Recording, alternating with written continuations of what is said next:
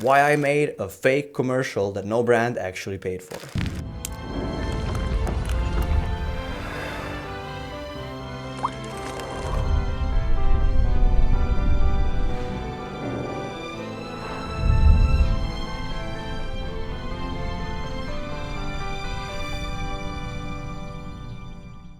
So this fake commercial is actually what's known as a spec ad. And a spec ad is when you, as a filmmaker, producer, director of photography, or anything in between, decide that you want to make a commercial for a fake brand or a real brand, doesn't matter, with the skills that you have right now. Basically, it serves as a piece for your portfolio so you can show off what type of work you can do. And the spec commercials are fantastic because you don't have to wait for the client that's going to give you the work you want to do.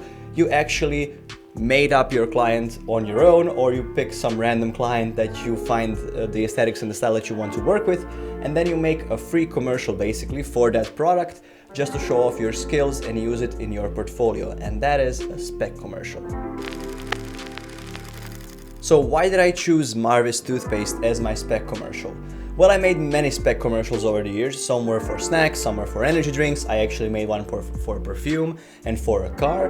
This time I wanted to focus more on the elegance and the flavors of the Marvis and showing the flavors off, because this is not a regular toothpaste that is mint flavored, as you could have seen in the ad. It is a chocolate cherry mint flavor, which I found really interesting and really different.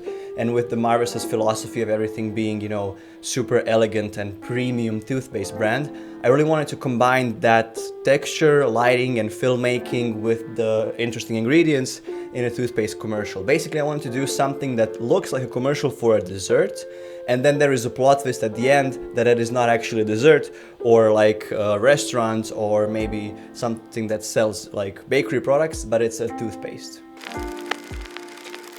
Regarding the pre-production, I really did not complicate it too much. I knew I was going to film in my home. I knew I was going to use my lighting gear and my basically camera and this specific lens that I got lent, and I wanted to use that as well. And pretty much I just outlined the ingredients of the Marvis toothpaste, and I outlined the general idea of it, kind of looking like a commercial for a dessert. And then at the end you see a plot twist. It's not a dessert, it's actually a toothpaste commercial. And that was pretty much it when it came to pre-production. Then I just basically went out and bought, cherries, fake ice, the mint leaves, chocolate, and everything else that I was going to need in the commercial. But that was very, very simple pre-production. For the behind the scenes stuff and my gear, for the main camera and the brains of the whole operation, I used my Pixis 6K camera. It is a recently bought camera that I still want to test out and see how it works. And I have to say I'm super satisfied with how the sensor works, and with that David Fincher match test that I did a couple of weeks ago. I think it is an absolutely extraordinary cinema camera, and I'm super happy that I invested in it. So I wanted to make that commercial with that camera, and I used my Lumix to shoot behind the scenes.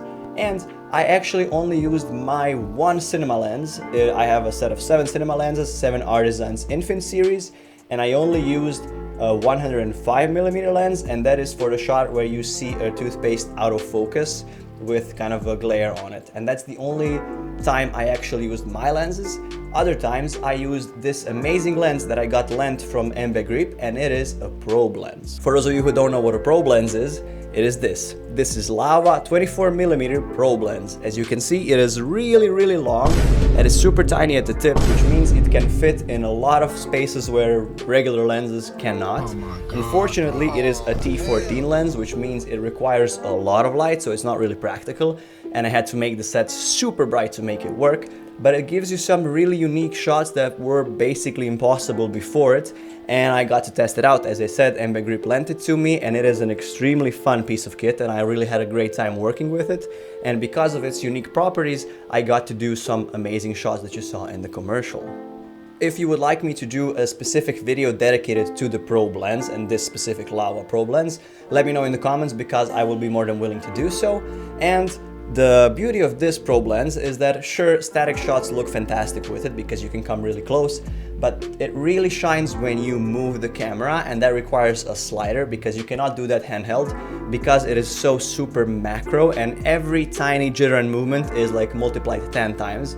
So I had to use my slider and rig my camera on a slider to be able to do those amazing pulling back motions. But when you combine Pixis and Blackmagic's camera and sensors and color sciences with the slider, with this probe lens, and with really cool set design, you get some amazing shots. And of course, there are some things that didn't really work quite as planned, and one of those things is the time I estimated that this whole shoot was going to take. I really thought I would be able to do it in a couple of hours because there is no like talent, actors. We are shooting basically in my home with the makeshift studio, so I thought the shots would really go super fast. But actually, when you have a T14 lens, which is so specific, you really have to calibrate and get the slider to move perfectly. You have to have a lot of light but not make it look super spotlighty. You have to get the shadows right, especially on the toothpaste, which is kind of a matte metallic box as well. And you have to do set design. You have to make everything look really nice and aesthetically pleasing because it's super close. So those things really took up a lot of time and a lot more than I actually anticipated in the beginning. So I thought I could be done with this shoot in a couple of hours, and it took like a long time. I think it's everything with, you know, setting it up and then shooting and then cleaning everything up afterwards. I think it took me like over 6 or 7 hours to do so. I mean, I know that doesn't sound like a lot for standard commercial shooting, because standard commercial shooting is like 2 or 3 days for 12 hours. But again, for something so simple and me being a one-man band, I thought it would go a lot faster. So yeah, basically nobody really asked me to make this commercial and nobody really paid for it, but that's why it's important, because I'm gonna put that in my portfolio, and then when a brand comes looking around my Instagram or my website, they're gonna see that I'm willing to separate my time, resources into making something that looks super professional and beautiful. And that's why I think the spec commercials are basically invaluable resource and tool that you can use at any skill level, whether you are a complete beginner or an absolute professional, because you can basically spend any amount of time or any amount of money to show any level of skill that you have into those spec commercials, and you can show off the best work that you can do to those clients. Thank you so much for watching. I hope this video inspired you to make your own spec commercials. If you did, let me know in the comments so I can check it out. Like, subscribe, and follow me on my Instagram at full.frame.production, because there I put sneak peeks when I do silly shoots like that, and basically everything behind the scenes of my production company.